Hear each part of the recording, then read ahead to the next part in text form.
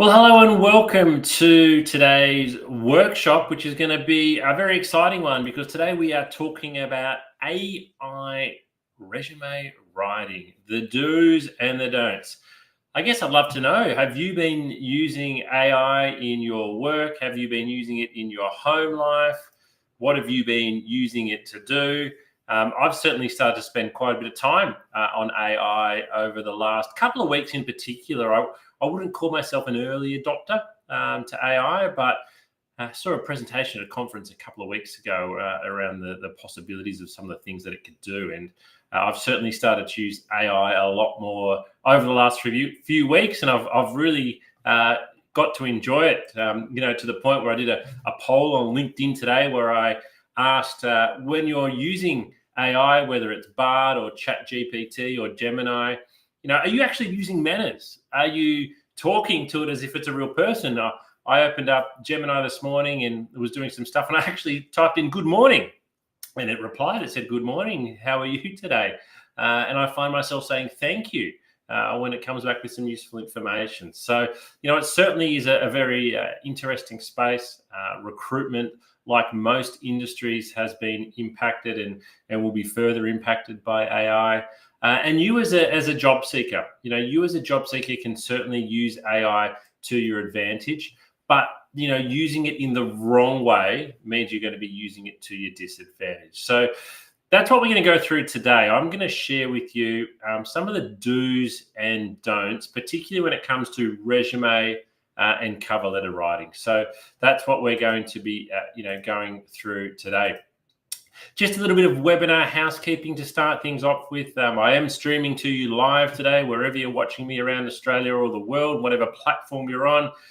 If I do drop off for any reason, if the internet drops out or we have a blackout, I'll rejoin as soon as I can. So if my screen goes black, don't leave. It only happens once or twice a year, and hopefully today is not the day. Feel free to ask lots of questions. Wherever you're watching this again, you'll be able to type in some questions. You'll be able to type in some comments. And so I'd love to hear from you. And particularly at the end of the workshop, we'll take additional questions. But if you want to put questions to me live as we're going along, I'd love to answer those. And I'd really encourage you to take notes. You will be able to watch a recording of this workshop. It'll be on our YouTube channel. But when you're learning or hearing about something for the very first time, it actually strikes you in a different way. So if you hear something today, I'd really encourage you to note it down and what you thought about it the first time that you heard about it. But a little bit about me, your presenter. My name is James Whitcomb. I'm a director at a recruitment agency called Smart Recruitment, where I've been since 2005. In November this year, I'll hit my 19th year at Smart Recruitment. Over that time, I've conducted over 3,000 interviews, over 600 group assessments, and placed over 1,000 people into jobs. I would have read well over 100,000 resumes, might even be 200,000 resumes. It's really hard to tell. I've seen wonderful resumes. I've seen terrible resumes. I've seen great candidates with terrible resumes and terrible candidates with great resumes. And I've certainly learned, how to help coach and guide individuals to create a resume that stands out and gets attention. And I launched the Candidate Coach, the platform that we're meeting on today, back in 2019. I was at a conference recently. It was at a recruitment conference for the RCSA, which is the Australian Association of Recruiters, and there was a presentation from one of the major job boards, and I won't say who it was, but they shared this stat, which is really, really interesting, that by 2025, which is only a couple of months away from now, 50% of resumes will be AI generated that are on that platform.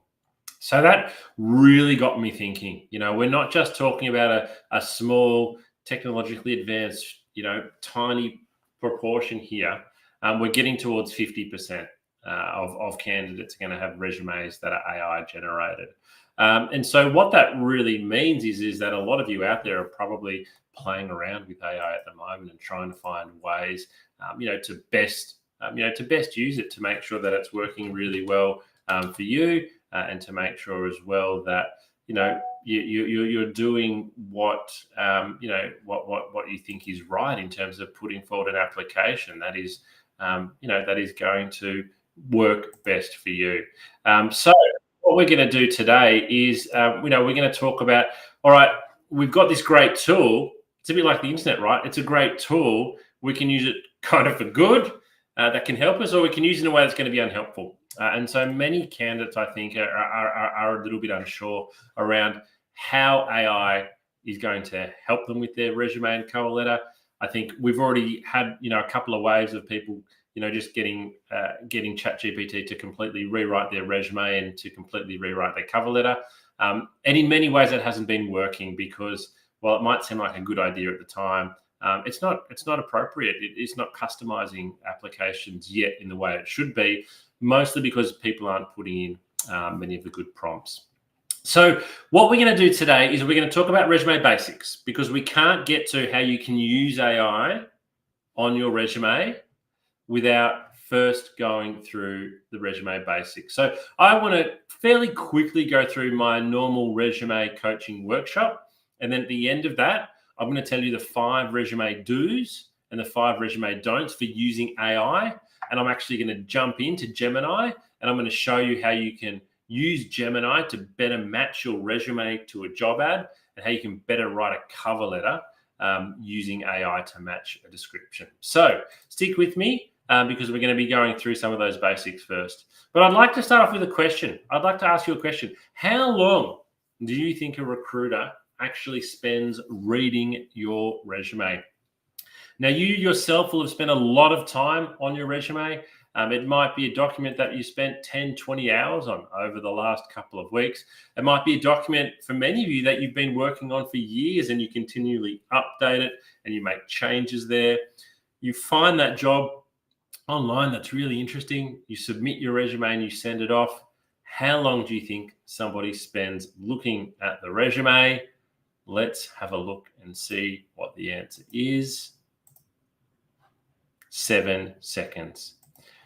So eye tracking study shows that 7 seconds is the average amount of time that your resume is viewed. Now, I don't want you to think that every resume is viewed for 7 seconds. Don't get me wrong here. But what the article shows is it's at that 7 second point where the person reading your resume decides whether to keep going and go deeper into your resume, or literally move on to the next one. So you've got 7 seconds there really to make an impression. So that's something that I just want you not necessarily to keep at the back of your mind. You need to keep this at the front of your mind whenever you're designing your resume, because if it doesn't draw attention and get a good response in the first 7 seconds, then no one's going to read any further. So let's have a little bit more of a detailed look at what this article said. So recruiters spend, and I'm looking over here because this is my share screen. Second dot point, resumes that succeeded in capturing the recruiter's attention featured simple layouts. So I want to keep things simple with clear sections and heading titles. Resumes organized by the E or F pattern reading tendencies also did well. So the E or F pattern, I want you to imagine a whole sheet of paper and a really big capital E that takes up the whole page. So, or a really big capital F that takes up the whole page. What that means is all of the, the key points are coming off from one side. That's the E or F pattern. Especially when they utilize bold titles and bulleted accomplishments. So we want it well-spaced, well-organized, bold title, bulleted accomplishments, well-sectioned. Resumes that did not fare well were hindered by cluttered layouts, a lack of white space on the page. So we do want some white space, multiple columns and long sentences. A lack of section or job headers also turned off recruiters, as did text that didn't flow or draw the eye down the page. So there's quite a little bit, isn't there, really, in those couple of dot points there. So I want you to have a quick think and ask yourself, is that my resume? Is that how I've laid out my resume at the moment? Do we have bold headings and bulleted accomplishments? Is it simple and easy to read? Because when we go back to that 7 second rule that is actually happening, you need for that information to be able to jump off really quickly. So you need the recruiter to be able to look at your resume and find the key information that you want them to see very, very easily. what this particularly means for me is that your first page is worth 99% of your resume.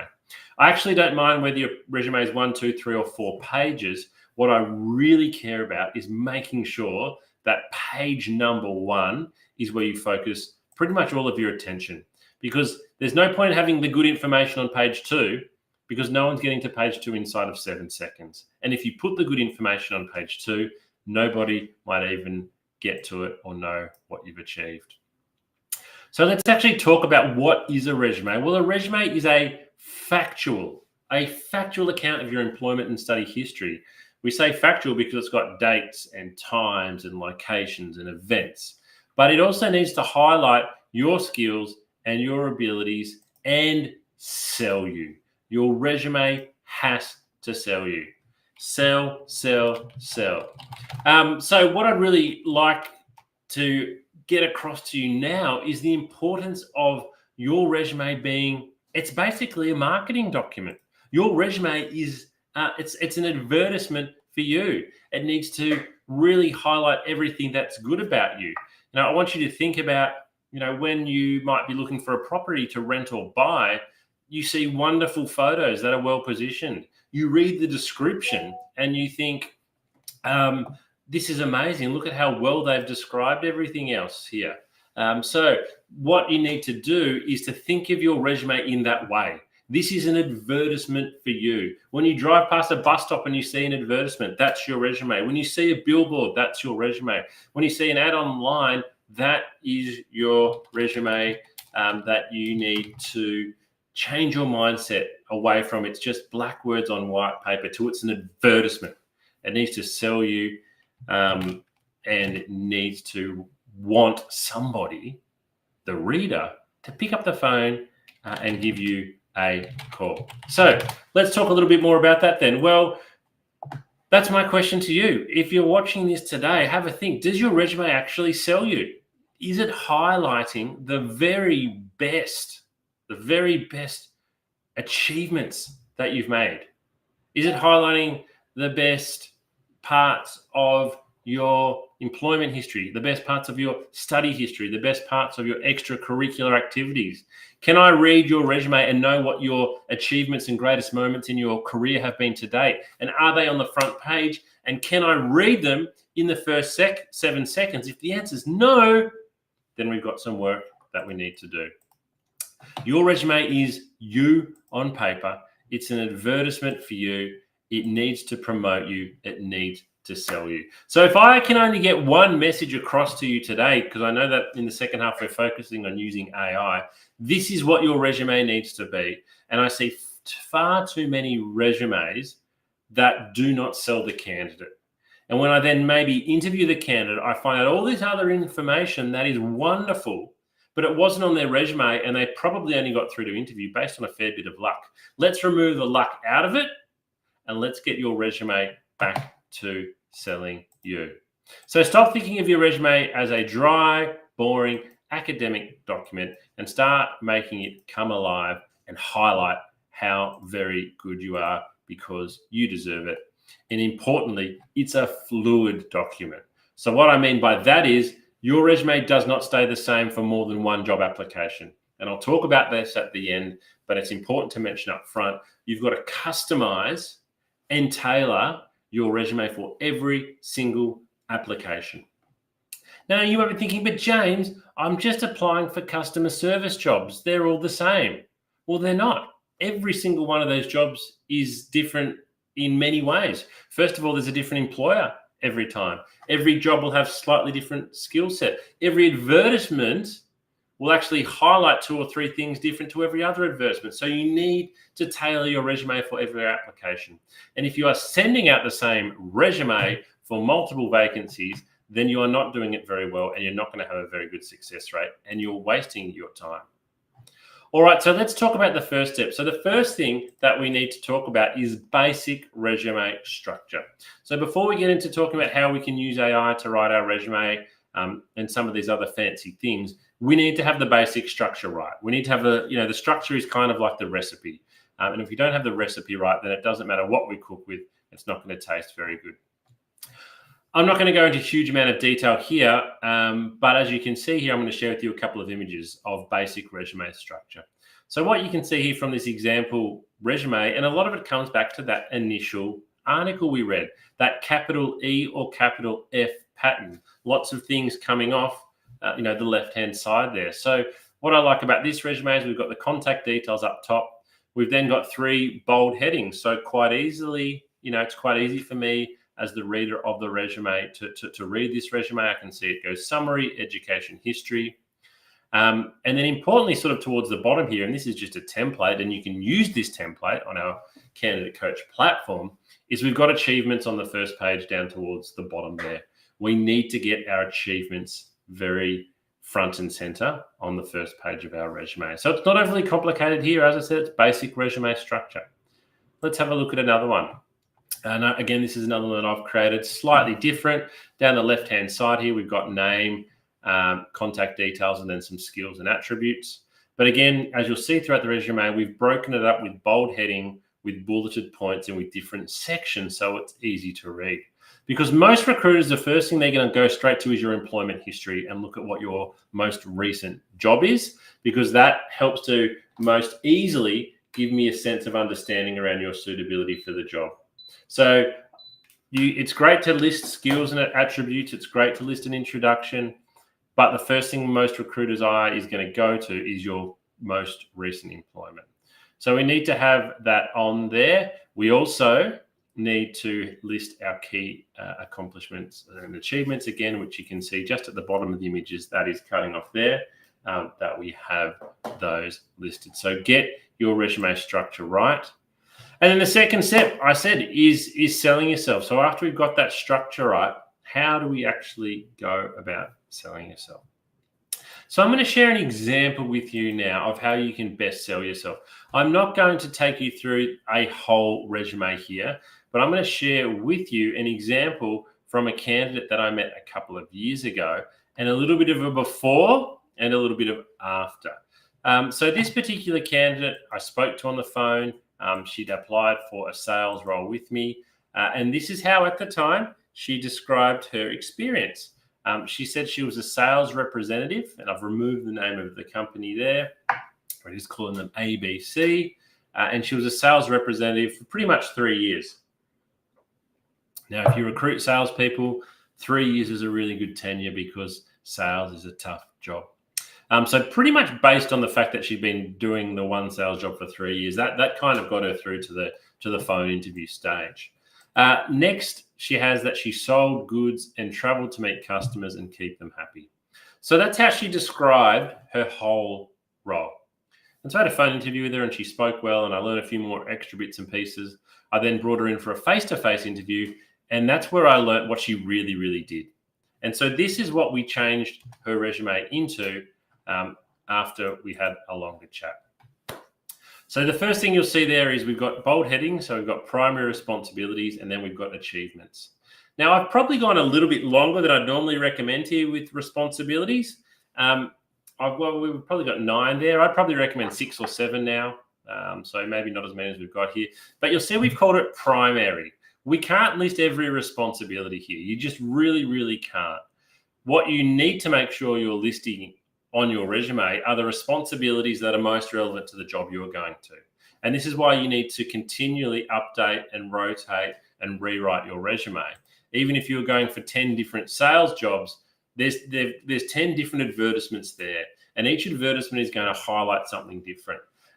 So for example, let me just do one quick example. The third last dot point under responsibilities is attend at least 3 new business appointments per day.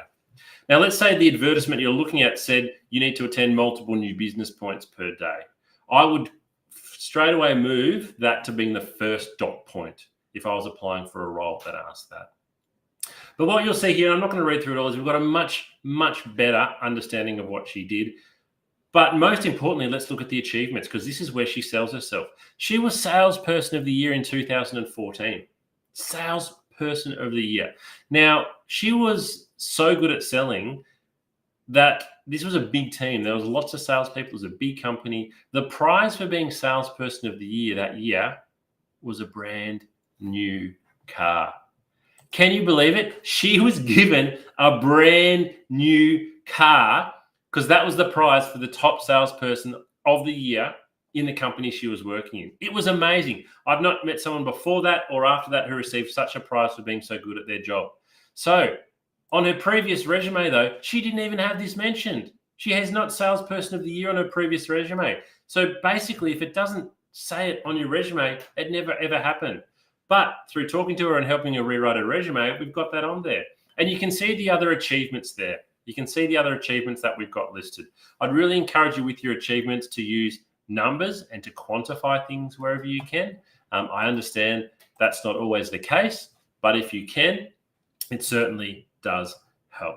So that's a really good way for you to think about, okay, how can I go out and make my resume, sell me a little bit more. If you're sitting there and you're kind of thinking, well, look, James, this is all well and good, but I haven't been salesperson of the year. I haven't even been employee of the month. I've got no recognitions in my current role. I'd encourage you to answer these questions to yourself. What are you doing in your job at the moment that you weren't doing when you first started? So have you been given extra responsibilities? Because you could list those as an achievement. Maybe you're now asked to help onboard and train new staff. That's an achievement. Maybe you've been given responsibility to lock up the store, for example, at the end of the day. That's an achievement. Start to think of those things. What are you doing now in your job that you weren't doing when you started? You can list those as an achievement. Because in many ways, it kind of doesn't matter what achievements you list, but by listing them, you are showing that you've done a good job and you are showing advancement. Now, one resume I saw listed as achievement, regularly asked to take extra shifts. I thought I really like that, because if someone was regularly asked to take extra shifts, it's because they're doing a good job and probably because they're being reliable. So have a think about what you can list as achievements on your resume and make sure you've got those on page 1. The third step to creating a great resume is to make sure it's visually appealing. So again, I don't necessarily say that black words on white paper are bad, but it's 2024 now. And so there's so many great opportunities for you to have a resume that's visually appealing. A couple of easy ways to do that is to go to your candidate coaching page, wherever you're watching this today. We have templates there that you can download, or visit Canva. Canva.com, you can get a free account there, and they literally have hundreds of resumes, graphically designed resumes, where you just take out the current details and you'll put your own details in and you can fill it out, and it looks really, really good. Probably the only thing to consider with some of them, particularly with Canva, is that you will then normally download that in a PDF format, and many jobs might ask you for a Word resume. So you then might need to go and find another tool that converts it from PDF to Word. But there's lots of cool tools out there that you can use to make your resume look good, look sexy. Fourth step, and our last step before we get into how we're going to use AI, is you've got to change your application for every resume. The candidates that I see that send out, have the lowest response rate are the ones that sadly have sent out 100 resumes in the last 2 weeks, but they've sent the same one resume to every single job. Instead of sending 100 resumes, I would encourage you to send 5 resumes. Spend the same amount of time tailoring your application to 5 jobs as to sending the same resume out to 100 jobs. And I guarantee you that overall, you will get a more quantitative and a more qualitative response by tailoring your resume. All right, so let's get into talking about AI then. So using AI to improve your resume and improve your cover letter. So you'll see here in particular, what I'm not saying is using AI to write your resume or using AI to create your resume. It's specifically the word improve, because I think AI can certainly help you with many of the individual or smaller aspects of your resume, but I certainly don't think that you can use AI to write your whole resume or write your whole cover letter. You might be doing that at the moment and you might be thinking, what's the harm? Well, there's not a huge amount of harm, but as somebody who reads a lot of resumes, we are now able to tell if something is completely AI generated. It does stand out. There's certain ways that the chat platforms write, and this is something that we all can feel from the recruitment side when somebody's submitted a completely AI generated response. And also there are tools out there at the moment now as well that you can subscribe to that will go and completely do your applications for you. So I want you to think about AI as a tool to help you write your resume and improve your resume, but not to write your resume. So what we're going to talk about are the 5 do's and the 5 don'ts. So what are 5 things you shouldn't use AI for with your resume? And then what are 5 ways you can? And I'm going to jump into Google Gemini, and we're going to do a little bit of a live demonstration on a resume and a job application to show you how to improve it. So let's start with the don'ts. Let's start with the mistakes that a lot of people make. So the first one is just what I've described then. They use AI to write their whole resume. They might upload their current resume or their LinkedIn profile and just say, hey, ChatGPT, can you please rewrite my resume? And then they download that and they think it's better than it currently is.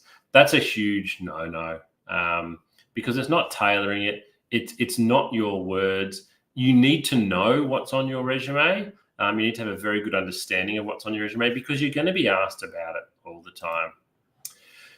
The second one is don't expect AI is better than you. I think a lot of people think, I'm no good at writing my cover letter. I'm no good at writing my resume. I'll just stick it into Bard and it'll be better than me.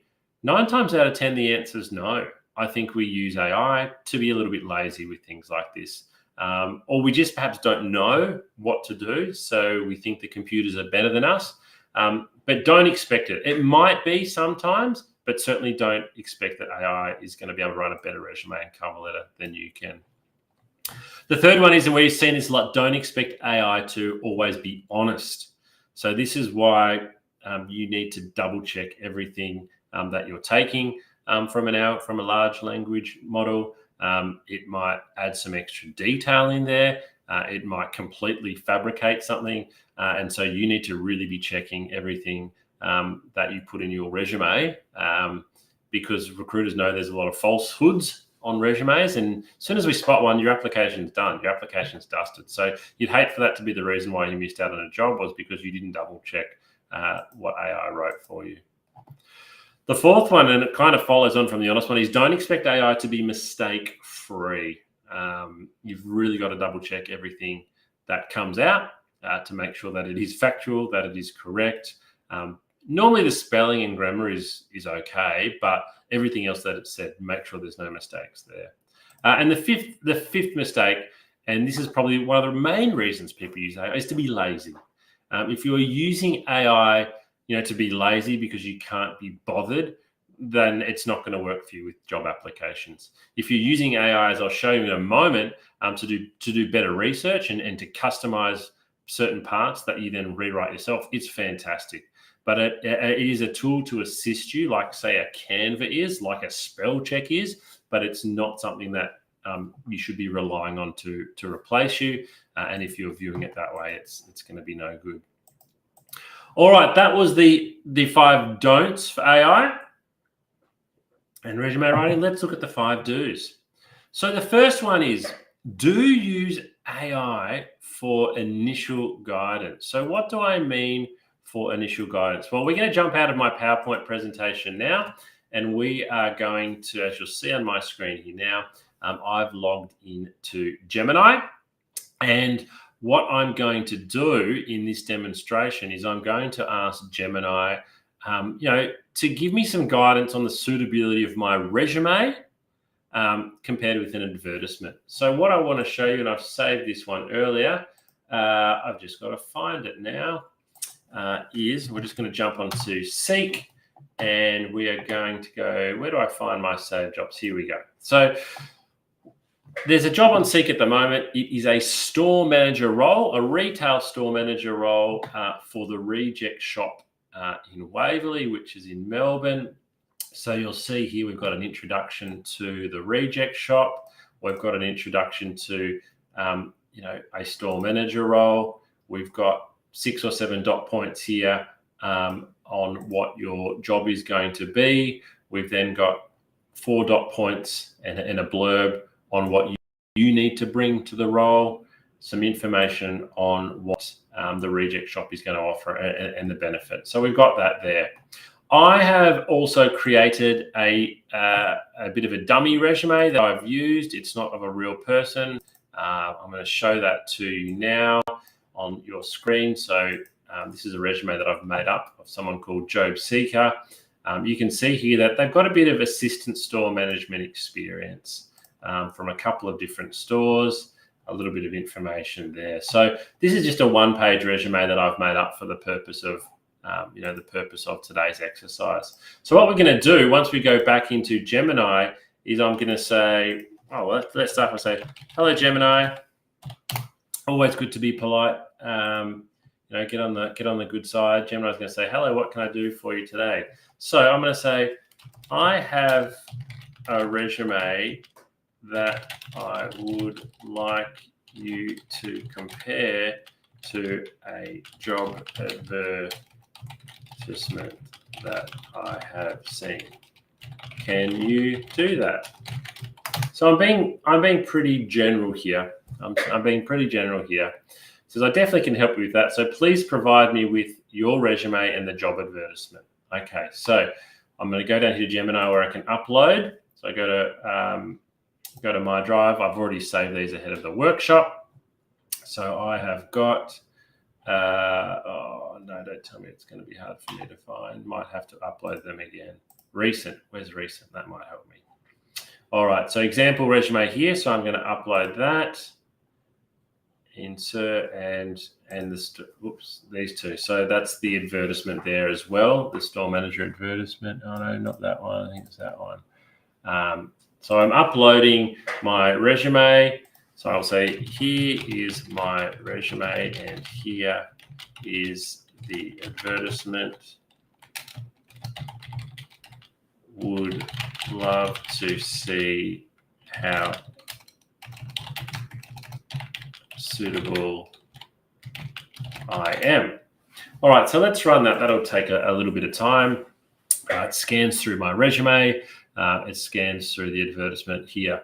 And as you can see, it's giving me lots of feedback. So what I said before is we are going to use this as initial guidance here. So I just want you to keep that in mind, that what we're doing here is we're going for initial guidance. We are not asking it to rewrite our resume or anything like that. So let's have a look at it. So it says, okay, I've got both your resume and your advertisement. Let's break down your suitability for this store manager position at the Reject Shop. So it's looking at my strengths. It's talking about what my strengths are, my relevant experience, my leadership and teamwork. It's talking about areas to consider. So this is one that's in particular for you. It's kind of like, these are your weaknesses. So here it says, while you have many relevant skills, you might want to explicitly highlight some that are directly mentioned in the advertisement. For example, merchandising is a key skill listed in the job ad. So this is where it becomes really, really valuable, right? Because I haven't mentioned merchandising in my resume. Gemini has picked that up. They've picked up that merchandising is a key skill. It's not mentioned in my resume. That's great. We need to address that. Then quantifying achievements. Consider quantifiable results for your accomplishments. For example, instead of just saying increase efficiency, try increased efficiency by 15% through implementing new training protocols. So again, this is great advice. This is something that I really should consider. I haven't quantified what I've done there. Now, this one's really interesting. So it's suggesting that I might like to consider tailoring my language. So adjusting your language slightly to better match the tone and style of the Reject Shop advertisement. It's fun, a fun, energetic brand, so you could incorporate a bit more of that personality. And then it's finally recommending to research the Reject Shop's company culture and values to see if I align. It's given me, some bit of an overall feedback and then some next steps as well. So, and that's a bit of a reminder of what we've done there. So we've got some really great information there. Some really, really good tips for things that I can for some things that I can do. So I would then go back to my resume, and in particular, I would make sure that I am mentioning my experience in merchandising. I'm using some statistics here. I may be changing the language a little bit. And I need to go and check the Reject Shop's company culture and values. So I might even actually ask it, what are the Reject Shop's values? So let's ask Gemini that, and let's see what it comes back with. So it's having a think. And so, all right, you're right to think aligning your resume with Reject Shop's values. Unfortunately, they don't publicly list their values. However, based on their marketing and job descriptions, we can infer some of the following. So again, we're using it now to ask follow-up questions, and we're getting some more information. So that's a really good starter for the way that we should use it. So we use it. What we're talking about now is initial guidance, and we're using it for follow-up questions. So whatever ChatGPT or Gemini recommends there, we can get further prompt. AI, let's use AI for job and company research. So this is a really important one because, again, we want to tailor our resume and particularly our cover letter. We want to tailor our cover letter to be really, really specific to the advertisement. So let's jump back in and let's ask it a question. What is some good information I should include in my cover letter to show the Reject Shop I have done a lot of research?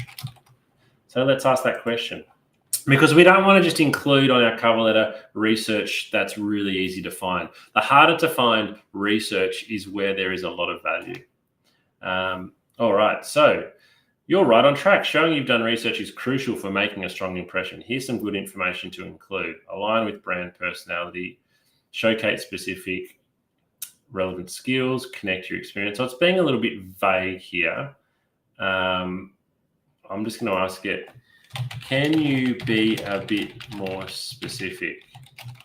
I would like to quote something that has happened or forecast to happen to the Reject Shop that is specific. So that's been a bit vague in general what it's given me. So I'm going to ask it to be a little bit more specific here. So maybe it's like something about their future growth plans or opening stores or something along those lines. Okay, so you're right. Quoting something specific is a great way to show you're dug into their needs. Growth and expansion. So here's some ideas. Recent store openings. I was particularly impressed with the Reject Shop's recent expansion plans, including the opening of a new store in the location. So this is where we need to be careful, though, and this is where I came back to the don'ts. Don't expect AI always to be honest and accurate. So that's a bit of a throwaway line. We need to make sure that's good. So I might even continue to ask it here. How many stores have the Reject Shop opened in Victoria in the last 2 years? So we're going down a bit of a rabbit hole here, but what we want to find is if we can include a line here. For example, I'm really impressed to learn that the Reject Shop has opened 6 new stores in metropolitan Melbourne. There we go. I don't have access to that information. Go to, it's giving us some information. Their investor relations section. So we might even do that. This is how we can get right down the rabbit hole. The Reject Shop's website, we're going to Google that, investor relations, financial report. We can download a financial report if we want. Let's download that. 10 meg. No, I'm going to download it to my desktop. Call it Reject. Okay, Shop annual report. So we download that, and so what I can then do is I can then upload that back. So I can then go, okay, I've downloaded the Reject Shop's annual report. I'm now going to upload it into Gemini, And I might say I'm going to say from the annual report, find me 2 stats that I can include in my cover. All right. From the attached annual report, find me 2 interesting pieces of information that I can include in my cover letter to show I have done great research. All right, so what's going to happen now? I've got to wait for it to, sorry, it's still extracting. And sometimes this is where it can be a little bit time consuming because we have uploaded a 10 megabyte file. I think it was, well, I've still got it here. So it's 71 pages. So we're going to ask Gemini to go through 71 pages here once it's uploaded it, and yeah, come back with 2 interesting pieces. There we go, it's uploaded. So let's run that. So while that runs, let's jump back into the slideshow and talk about some more of those do's. So what we're doing now is we can use it really, really well for company research in particular. And a lot of the research we're doing now is to assist with writing of our cover letter. We have another whole workshop on how to write cover letters. I'd encourage you to go away and watch. But what we're doing right now is asking for some of that specific information. So let's jump back and see what it's found for us. All right. Okay. Here are 2 interesting pieces of information you could use: growth and expansion. All right. So it's actually given us a direct quote here, which we can use. I was impressed by the Reject Shop's commitment to expanding its store network, particularly in light of their recent opening of 17 new stores and plans to go an additional 15 to 20 in 25. My experience in, mention your own skills here, blah, blah, blah. So this is great information, really, really good. But what we need to do is we need to then go away and rewrite it in our own language. So that sounds very much AI written. So we've got the facts there that we know 17 new stores and plans to open another 15, 20. Take that out, put it into your cover letter and rewrite it yourself. So we're getting some really good information here. Copying and pasting it will be a mistake because it sounds very very AI written, but that's the goal there. If I read a cover letter and a candidate says, I read the company report and I saw the information you can see now, I'm calling them straight away because I'm thinking they've done a lot of research here. So that's a particular level that would really encourage you to get to. And then the final one, which I think we're giving a good example of here, is we want to use AI to find a point of difference. You need to make your application stand out, whether it's your cover letter or your resume. We want it to have a great point of difference. So some common resume questions before we finish up. How long should my resume be? Well, I don't mind. Whether it's 1 page, 2 page, 3 or 4, I wouldn't recommend any more than 4. But it doesn't matter if it's 1, 2, 3 or 4, unless the first page is good. All of your attention needs to go into page 1. Should I include a photo of myself on my resume? So I've talked to you about the fact that your resume is a sales document. It needs to sell you. It needs to market you. It needs to promote you. Do you think putting a photo of yourself on your resume sells you? I can't answer that for you. You need to make your mind up there. What you do need to be conscious of, though, as soon as you put a photo on your resume, you are inviting all different types of conscious and unconscious bias. People are going to judge you on your appearance. So you need to decide in many ways, does your photo help to sell you? Does it help to market you? Does it help to promote you? It's an individual decision. I'm not here to tell you there's a right way and a wrong way. Should I include references or academic transcripts on my resumes? References, yes. You could just the contact details. Maybe if I see down the bottom someone's listed the name of their reference and their position and their company, I think that's a strong sign that they're going to get a good reference. Academic transcripts, no, not unless you've been asked specifically in the advertisement. And do I include every job that I've ever worked in? My answer here is no, you don't need to. I would say you don't really need to go too much back more than 10 years. You can still list those jobs if you want, but you don't need to go into great detail. It might just be the job title, the company, and the particular years. So the summary today for resumes, you need to sell your skills, your experience, and your achievements. You need to make it easy to read. If it's difficult to read, people won't read it. It should be visually appealing, and it's okay to be bold and try and stand out. And finally, your resume must be tailored for every single role. So that's the end of today. We'll stop the recording in a moment, but happy to hang around here. If anybody's got any questions, please feel free to type them in now. But it's been great having you join me today. I hope you've learned a little bit about resumes and how you can use AI to improve the quality of your applications. We'll run this workshop again soon, partly because AI keeps advancing, and I think in 3 and 6 months' time, it'll be even more capable.